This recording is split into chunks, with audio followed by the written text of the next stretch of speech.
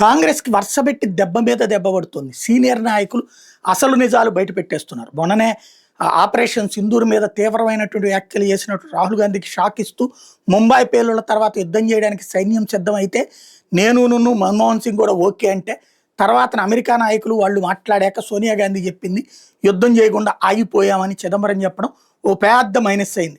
Shocking పరిణామం అయింది.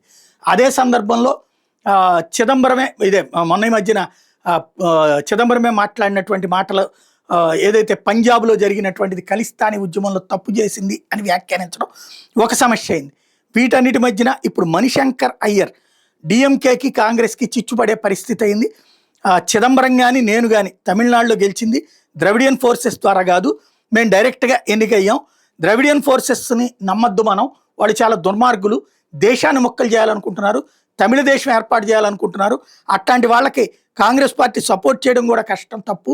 Congress party north south అన్నటువంటి ఈ విభజన రాజకీయం కరెక్ట్ కాదంటూ మణిశంకర్ అయ్యర్ వ్యాఖ్యానించడం అన్నది ఇప్పుడు వరుసబెట్టి, అంటే కాంగ్రెస్ ఎంతకాలం ఏదైతే దాస్తూ వస్తుందో తెర వెనకాల దాస్తూ వస్తుందో వాళ్ళ సీనియర్లో బయట పెడుతున్నారు 1 by 1.